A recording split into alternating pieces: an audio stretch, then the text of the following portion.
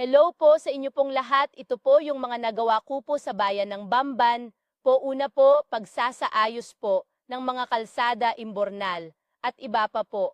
Pangalawa po, sa mga estudyante po natin ay nag-create din po ako ng Balik Eskwela Program Daycare to Grade 12 po. May pinamimigay po ang LGU po natin na mga school supplies po para po sa kanila at sa mga kolehiyo students naman po natin ay financial assistance po ang ibinibigay po natin para makatulong po sa kanilang pag-aaral at may mapa. Tapos po tayo na isa sa kanila at pinapagamit din po natin sa kanila.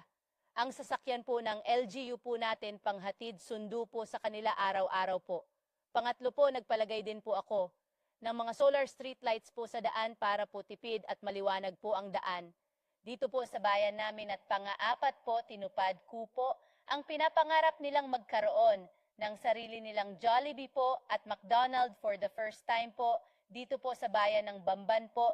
Pang-apat po, yung tubig po, inaayos ko po. Ayaw ko pong maging marumi at ayaw ko pong maging private po. Ang tubig po namin dahil ayaw ko pong mahirapan po. Ang aking mga kababayan sa bayarin po. Panglima po, mga lolo't lola po natin. Mga senior citizens po ay nagbigay po tayo ng tag 3,000 po. Bawat isa po sa bawat barangay po natin. At pang-anim po, nag-invite po tayo ng mga investor po sa bayan po namin. Dito po sa Bamban po, pang-pito po. Bawat barangay po ay aking pinupuntan po upang malaman ang mga pangangailangan po nila pang-walo po sa panahon po ng kalamidad po. Tulad po bagyo or anuman pong sakuna, ay lagi po akong nandiyan at nakaagapay po sa aking mga kababayan. Pang-siyam po, ayaw ko pong lagi ako nasa office. Gusto ko po lagi nasa labas upang malaman kung ano pa po ang pangangailangan pa po nila. Pang-sampu po, ang fiesta po ay mahalaga po amin, mga kabamban ko po. Lahi po akong nakikisaya sa kanila. Pang-11 po, panahalagahan ko po ang ating mga kababayan katutubong Aita po. Sobrang mahal ko po sila, kaya po hindi po ako nagdalawang isip, nagpatayo po tayo ng school building po para kanila at hindi na po sila mahirapan po sa kanilang mga pag-aaral po at naggumawa po ako ng Katutubo Day. October po yon para po sa kanila. Love na love ko po sila.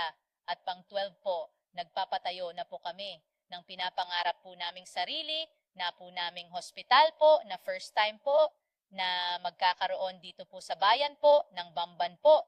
Ang emergency health facility po. Pang-13 po, ang bawat barangay po natin ay maglalagay po ako ng tag isang super health center po dahil mahalaga po ang kalusugan niyo po sa akin. Salamat po sa patuloy na pag-support sa akin po at pagmamahal, pati pagdarasal po sa akin. Mahal na mahal ko po kayong lahat, mga kabamban ko, mga supporter ko po. Ayaw ko po ng away. Spread the love, love, love lang po. Tayo pantay-pantay po ang pagmamahal po ni Ate Alice sa inyong lahat. Salamat po at God bless all po at miss ko na po kayo, mga kabamban ko. Love you po.